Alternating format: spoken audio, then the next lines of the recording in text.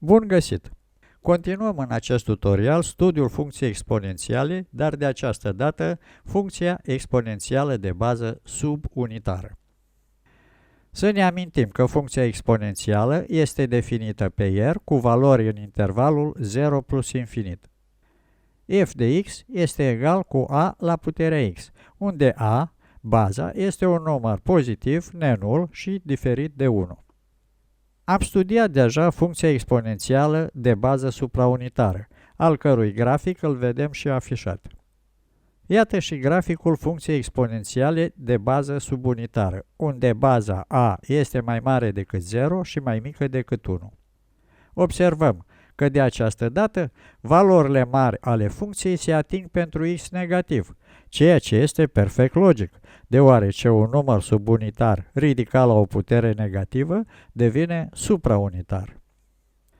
Ca și în cazul funcției exponențiale de bază supraunitară, graficul trece prin punctele de coordonate 0, 1 și 1a, deoarece f de 0 este egal cu 1 și f de 1 este egal cu a.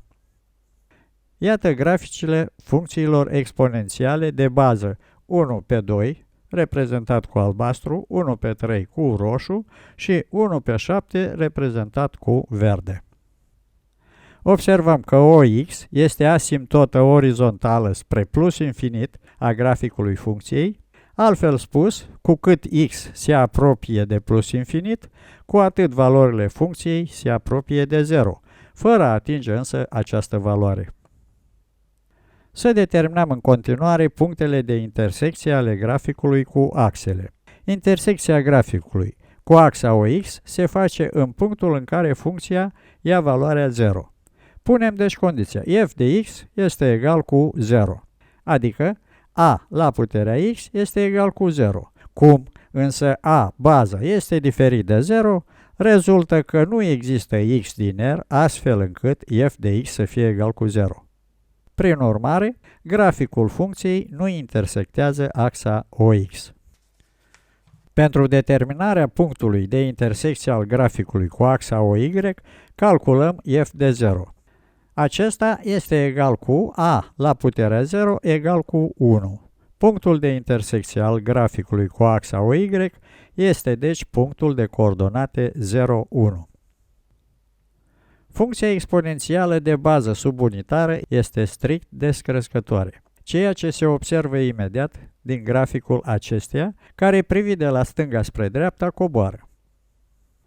O altă proprietate care reiese imediat din studiul graficului este că funcția exponențială cu bază subunitară este pozitivă pe R, deoarece graficul său este amplasat în totalitate deasupra axei OX. Funcția exponențială cu bază subunitară nu este nici pară, nici impară. Într-adevăr, dacă vom calcula f de minus x, obținem a la puterea minus x, adică 1 pe a la puterea x, care este diferită atât de f de x, cât și de minus f de x. Studiind convexitatea sau concavitatea graficului, observăm imediat că funcția exponențială cu bază subunitară este convexă. Ca orice funcție strict descrescătoare, funcția exponențială cu bază subunitară este injectivă. Să studiem în continuare surjectivitatea. Fie y din intervalul 0 plus infinit. F de x este egal cu y. Este echivalent cu a la puterea x este egal cu y, echivalent cu x este egal logaritm în bază a din y. Cum a, baza, este strict pozitiv și este diferit de 1 și y este mai mare decât 0, rezultă că pentru orice y din intervalul dat există un număr real x, astfel încât f de x să fie egal cu y. Prin urmare, funcția exponențială cu bază subunitară este surjectivă și cum am arătat injectivitatea funcției, rezultă că aceasta este și bijectivă. Ca orice funcție bijectivă, funcția exponențială cu bază subunitară este inversabilă, iar inversa acesteia este funcția determinată la studiul surjectivității. F la minus 1, definit pe 0 plus infinit cu valori in R, f la minus 1 din x este egal logaritm în bază a din x, funcția logaritmică. Ne oprim aici cu funcția exponențială de bază subunitară. Dacă v-a plăcut acest tutorial, dați-ne un like. Baftă! Nu vă culcați pe ureche!